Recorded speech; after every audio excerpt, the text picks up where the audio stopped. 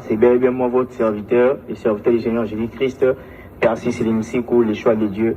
Je suis encore une fois de plus là pour parler de la divinité du Seigneur Jésus-Christ. C'est lui qui est le grand Dieu des cieux manifesté en chair. Nous continuons avec notre vidéo. C'est la suite de ces sujets. Jésus-Christ est le grand Dieu des cieux manifesté en chair. Nous parlons de la divinité du Seigneur Jésus-Christ.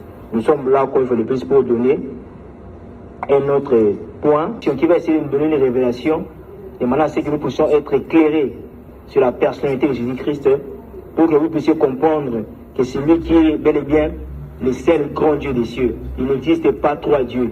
Il existe qu'un seul Dieu qui a joué trois fonctions. Le point que nous allons traiter dans cette vidéo s'intitule c'est Jésus-Christ, le Dieu qui va juger le monde. Vous le savez bien, nous le savons bien nous tous, que c'est Dieu qui va juger le monde, c'est Dieu qui a la capacité de juger le monde. Donc, dans cette vidéo, je vous informe, bien le Seigneur, que c'est bien et bien Jésus-Christ qui est ce Dieu-là qui va juger le monde.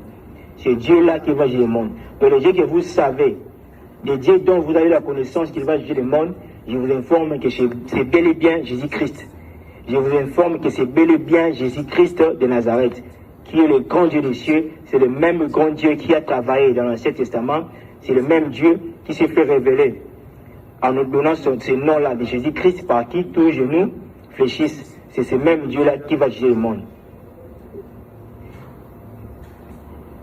J'aimerais vous inviter à lire quelques passages qui vont démontrer cela. Vous allez lire dans le livre d'Ecclésiaste chapitre 11, verset 1er. Là, la Bible dit « Jeune homme, réjouis-toi dans ta jeunesse. Livre ton cœur à la joie pendant les jours de ta jeunesse. Marche dans la voie de ton cœur. Marche dans la voie de ton cœur et selon les regards de tes yeux. Mais sache pour tout cela, Dieu t'appellera en jugement. » Donc ici, le prophète, l'homme de Dieu, le roi Salomon, est bel et bien en train de nous parler des jugements que Dieu va exercer sur la jeunesse, les jugements que Dieu va exercer sur nous les jeunes. En parlant de jeunes, la Bible nous aide à comprendre que on a pris juste, en parlant de jeunes, je peux dire, ça c'est juste un exemple qu'on a donné, mais nous savons bien que Dieu va juger tout le monde.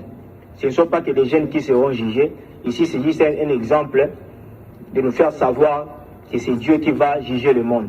Parce que nous tous, nous savons bien que tout le monde passe toujours nous savons bien que tout le monde passe aussi par l'étape de la jeunesse. Passe aussi par l'étape de la jeunesse. Il n'y a aucune personne qui peut s'échapper de cette étape-là. Donc nous tous, nous passons toujours par cette étape-là. Nous passons par cette étape-là. Bien, les Seigneurs, nous allons encore lire dans le Nouveau Testament pour essayer de voir quel est ce Dieu-là que le roi Salomon nous a présenté, quel est ce Dieu-là que le roi Salomon nous a présenté dans ces passages que nous venons de lire, pour savoir si et seulement si c'est Jésus-Christ, comme je viens de le dire, qui est le Dieu qui va juger le monde. Veuillez lire avec moi dans le livre de Jean chapitre 5, à partir du verset 20 jusqu'au verset 34.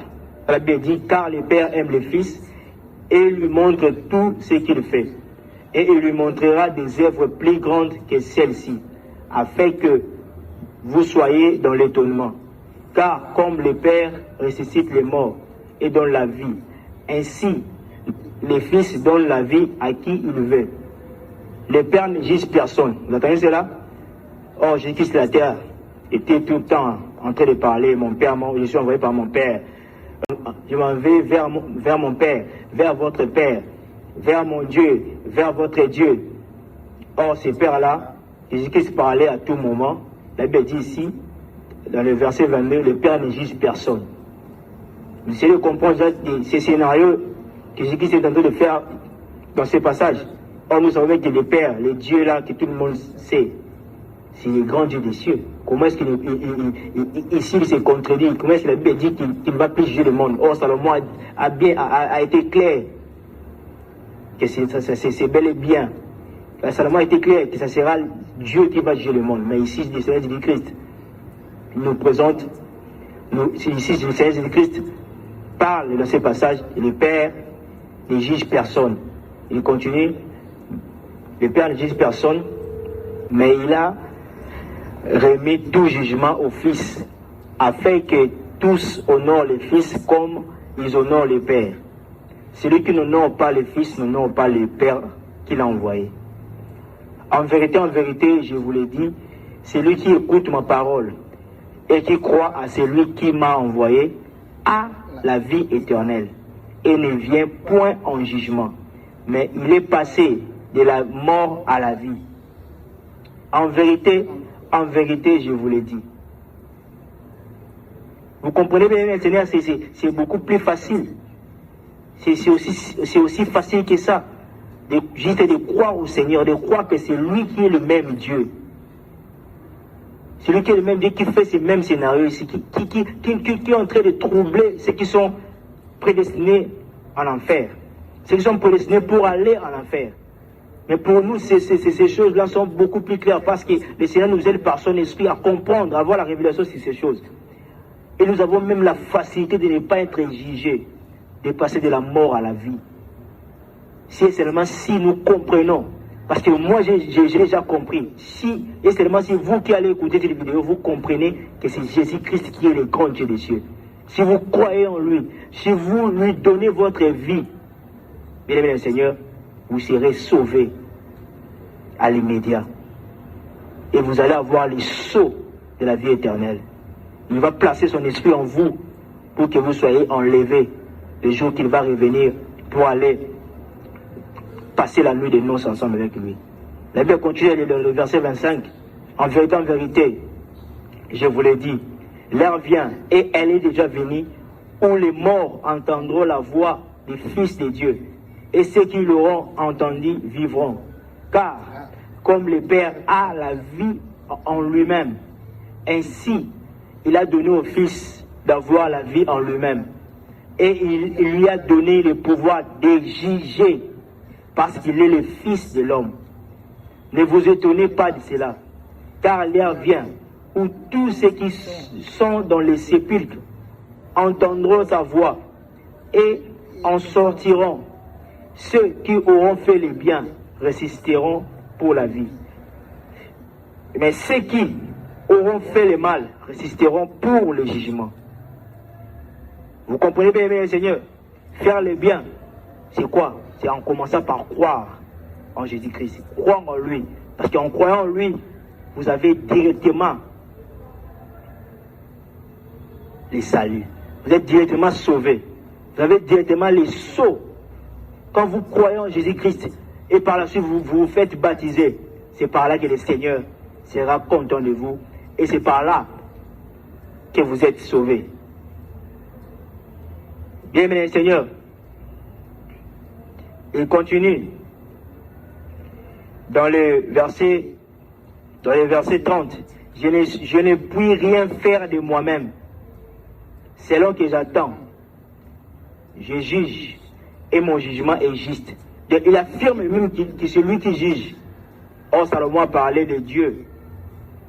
On se sentait ici que c'est son Père. En réalité, c'est la même personne qui est là. Ne soyez pas troublés. Comprenez que le Seigneur vous aide à avoir la lumière sur ces choses, de comprendre son identité réelle, si et seulement si vous faites partie de notre famille, de notre royaume. Vous faites partie de notre famille et que vous faites partie aussi de notre famille. Vous êtes enfant de Dieu. Vous avez la sémence de Dieu en vous. Que le Seigneur vous aide à être éclairé sur ces choses. Il continue, il dit, et mon jugement est juste parce que je ne cherche pas ma volonté, mais la volonté de celui qui m'a envoyé. Si c'est moi qui rends témoignage de moi-même, mon témoignage n'est pas vrai. Mon témoignage n'est pas vrai. Mon témoignage n'est pas vrai. Il y en a un autre qui rend témoignage de moi. Et je sais que le témoignage qu'il rend de moi est vrai. Vous avez envoyé vers Jean. Et il a rendu témoignage à la vérité. Or, vous le savez bien, le livre de Jean chapitre 14, verset 6, la Bible déclare, la Bible nous éclaircit, nous parle ouvertement, clairement, que c'est bel et bien Jésus-Christ qui est le chemin, la vérité et la vie. Donc Jean a rendu témoignage à la vérité qui n'est rien d'autre que Jésus-Christ. Pour moi, ce n'est pas d'un homme que je reçois les témoignages, mais je dis ceci, qu'il rend de moi, mais je dis ceci, afin que vous soyez sauvés. Donc vous comprenez qu'en recevant cette parole, en croyant en cette parole, c'est le salut qui va pénétrer directement votre corps. C'est bien Jésus-Christ lui-même qui est le salut qui va pénétrer votre corps. Et en ce moment-là, vous allez être heureux. Parce que vos âmes sont sauvées. Parce que Jésus-Christ qui est le salut, c'est lui qui sauve. C'est lui qui sauve. C'est lui qui sauve. Et pour compléter encore, j'ajoute un dernier passage que nous pouvons lire ensemble. Vous pouvez lire avec moi le livre de Psaumes. Dans le livre de Psaumes, chapitre 94. Psaume 94, à partir du verset 1 jusqu'au verset 4. La Bible dit, Dieu de vengeance éternelle, Dieu de vengeance paré, lève-toi, juge de la terre. On lui appelle juge de la terre. L'Éternel juge de la terre. Là, dans le verset 2, on continue. Rends aux superbes selon leurs œuvres. Jusqu'à quand les méchants, ô Éternel, jusqu'à quand les méchants triompheront-ils?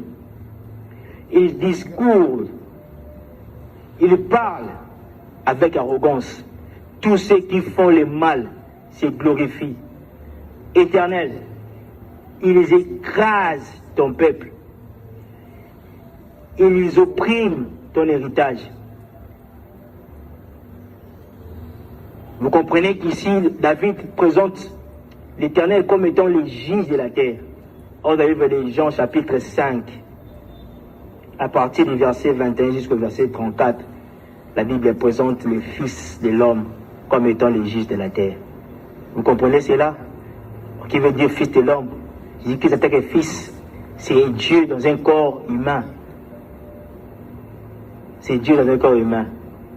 Ce nom-là représente un Dieu dans un corps humain, le Fils de l'homme. Croyons en Jésus-Christ, vous qui allez écouter cette vidéo, vous-même qui écoutez cette vidéo à l'instant même, croyez à ce message. C'est par là que vous allez comprendre que Jésus-Christ est le grand Dieu des cieux. Il va habiter en vous. Il va habiter en vous parce que c'est lui qui parle par ma bouche, son serviteur. Croyez à ce message. Que le Seigneur vous bénisse, qu'il vous accorde sa grâce, qu'il vous aide à être éclairé par cette vidéo. À nous revoir dans la prochaine vidéo.